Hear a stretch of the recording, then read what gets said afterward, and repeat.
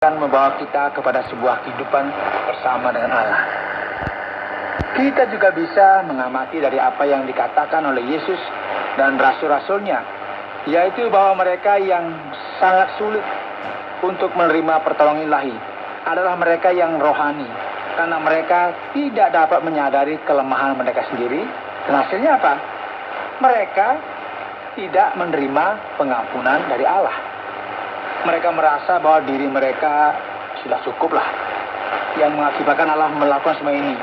Allah itu benar, Dia kudus dan sempurna. Penghakiman dan murkanya akan dinyatakan kepada mereka yang melakukan kejahatan dan dosa, baik kepada bangsa-bangsa yang tidak mengenal Allah maupun kepada mereka yang religius, namun yang hidupnya tidak sesuai dengan kehendak Allah. Nah, di sini kita bisa melihat dalam bagian akhir dari pasal ini, dari ayat 25 dan selanjutnya, yang mulai berbicara dengan keras mengenai beberapa tradisi dan upacara keagamaan yang umum dilakukan pada zaman Rasul Paulus, yang menimbulkan alasan untuk bermegah dan membuat mereka merasa lebih tinggi dari yang lain, sebagaimana yang dilakukan oleh kalangan orang-orang religius. Paulus berkata, sunat memang ada gunanya jika engkau mentaati hukum Taurat. Sebagaimana kita ketahui, ya, sunat merupakan sebuah upacara yang wajib dilakukan kepada setiap anak laki-laki pada usia 8 hari, dengan cara mengerat kulit katanya sebagai tanda perjanjian Allah dengan umatnya. Ini merupakan tanda yang melambangkan perjanjian Allah dengan bangsa Israel. Banyak sekali kaum religius dari bangsa Yahudi pada waktu itu yang percaya bahwa mereka lebih tinggi dari orang lain karena mereka telah disunat. Oleh sebab itu, Rasul Paulus berkata kepada mereka bahwa sunat yang merupakan perjanjian Allah dengan manusia tidak memiliki arti apa-apa, karena itu hanyalah sebuah tanda saja. Sunat menjadi berarti jika mereka melakukan hukum Taurat dan mentaati Allah. Ini semua dikarenakan hukum Taurat juga menjadi bagian dari perjanjian tersebut. Jika kita kembali melihat dalam kitab Keluaran, saudara, lebih tepatnya dalam pasal 19 sampai 24, di Sinai Allah membuat sebuah perjanjian dengan Israel. Dalam perjanjian ini ada hukum yang diberikan yang menjadi dasar dari hubungan manusia dengan Allah. Jadi, perhatikan ya, sunat tidak memiliki arti apa-apa jika orang tersebut tidak mentaati perintah Allah. Firman Tuhan kemudian berkata, tetapi jika engkau melanggar hukum Taurat, maka sunatmu tidak ada lagi gunanya. Nah, dalam gereja kita juga banyak menemukan orang-orang seperti ini. Banyak orang merasa mereka lebih hebat, ya, lebih tinggi dari yang lainnya karena beberapa hal. Mereka merasa bahwa mereka lebih dekat kepada Allah daripada orang lain, lebih rohani gitu ya. Namun sebenarnya kita bisa melihat bahwa kehidupan mereka tidaklah jauh dari kehidupan orang lain juga yang jauh dari Allah. Dengan cara yang sama, orang-orang yang religius ini tidak hidup dengan cara hidup yang jauh berbeda dari mereka yang merupakan orang Yunani dan orang Romawi yang tidak mengenal Allah yang sejati.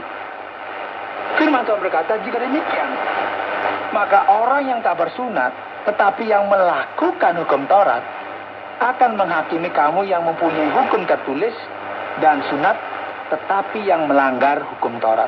Nah, saudara, di sini Paulus mulai membuat sedikit masalah dengan para orang yang mengaku dirinya religius.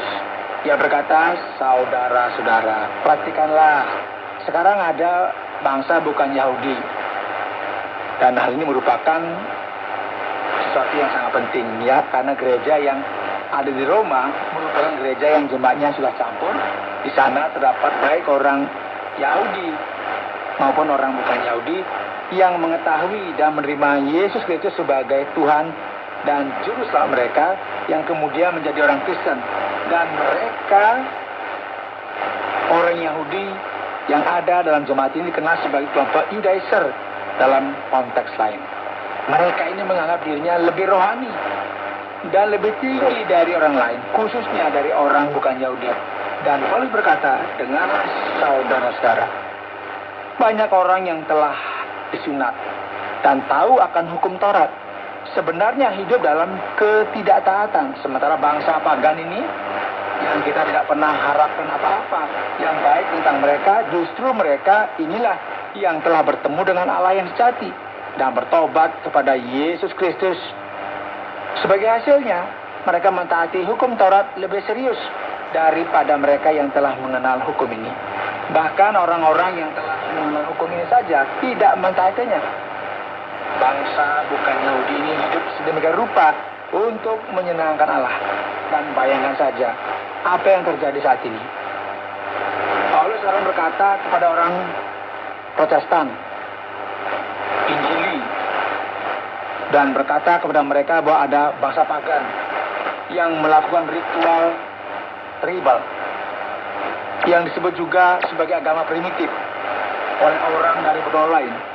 Dan orang ini justru dalam keadaan yang lebih baik di hadapan Allah daripada mereka yang ke gereja itu hampir setiap hari. Jadi bayangkan saja, saudara, ini merupakan sesuatu yang akan mengejutkan setiap orang. Siapa yang bisa menerima hal ini dengan mudah? Tidak ada seorang pun yang bisa menerima hal ini dengan mudah. Bayangkan saja, orang dari Pulau Polinesia yang masih melakukan ritual agama tribal mereka, yang juga merupakan agama kanibal, tiba-tiba Allah datang kepada Anda dan berkata bahwa orang-orang ini lebih baik dari Anda dalam pandangan Allah. Setiap orang yang mendengarkan ini akan menjadi bingung dan menjadi muak dengan perkataan ini. Tidak mungkinlah, tidak mungkin ini akan terjadi. Dan Paulus menambahkan, sebab yang disebut Yahudi bukanlah orang yang lahir Yahudi, dan yang disebut sunat bukanlah sunat yang dilangsungkan secara lahiriah. Tetapi orang Yahudi sejati ialah dia yang tidak nampak keyahudiannya, dan sunat ialah sunat di dalam hati secara rohani, bukan secara hurufiah. Maka pujian baginya datang bukan dari manusia, melainkan dari Allah. Saudara, Paulus mengakhiri pasal ini dengan berkata, apakah kalian itu begitu mempersoalkan masalah asal-usul kalian mengenai betapa penting dan spesialnya tradisi agama kalian? Maaf ya, namun Allah tidak memperdulikan semua itu. Dan mungkin ada seseorang yang memotong apa yang saya katakan dengan berkata, loh, bukankah Paulus sedang mengkritisi orang Yahudi? Apakah masalah dia dengan orang Yahudi? Sekarang pertanyaan ini tidak masuk akal sebetulnya, karena Paulus sendiri adalah orang Yahudi. Jadi ia tidak berbicara mengenai hal ini dengan maksud untuk menyerang etnis tertentu. Yang menjadi masalah bukanlah orang ini dan suku apa, apakah dia ini orang Yahudi atau bukan. Masalahnya adalah ketika seseorang berpikir bahwa latar belakang mereka merupakan sebuah alasan untuk mereka bermegah. Masalahnya adalah ketika seseorang berpikir bahwa mereka lebih hebat dari orang lain. Begitu contoh, seorang bisa saja merasa lebih baik dari orang lain hanya karena mereka ini adalah orang Amerika, orang Inggris, atau orang Jepang, Brasil, Eropa, Afrika. Namun dalam Alkitab, semua hal ini tidak memiliki kaitan apapun sebagai alasan untuk bermegah. Kita tidak akan lebih dekat dengan Allah hanya karena etnis kita, tradisi kita, atau seberapa kelihatan religiusnya kita. Allah peduli dengan apa yang kita lakukan dari dalam. Allah tidak hanya mengasihi orang yang telah bersunat. Menurut Paulus, setiap orang yang melakukan perjanjian dengan Allah, baik itu orang Yahudi atau bukan Yahudi yang telah disunat dalam hati, tidak perlu lagi melakukan sunat secara jasmani. Sebenarnya juga Nabi dari Israel telah memberitakan hal ini. Allah tidak mencari sunat secara lahiriah, melainkan sunat dari dalam hati. Sunat yang dilakukan dalam roh. Dan inilah yang menjadi berharga. Paulus kemudian mengakhiri pasal ini dengan berkata, Allah akan membuat suatu ukuran dan mengukur segala sesuatunya sesuai dengan kebenarannya. Murka dan penghakimannya akan dijatuhkan kepada bangsa pagan yang tidak menyembah Allah, kepada para pendosa bangsa bukan Yahudi yang hidup dalam kemerosotan, sesuai dengan apa yang kita baca dalam pasal yang pertama. Dan sekarang penghakimannya juga akan dijatuhkan kepada orang-orang yang religius, yang penuh dengan kesombongan, seperti yang dicontohkan oleh kaum religius pada zaman Paulus. Oleh karena itu, bangsa pagan dan orang-orang yang religius ini yang tidak mau menerima kebenaran dari Allah, ingat, akan menerima murka dari Allah.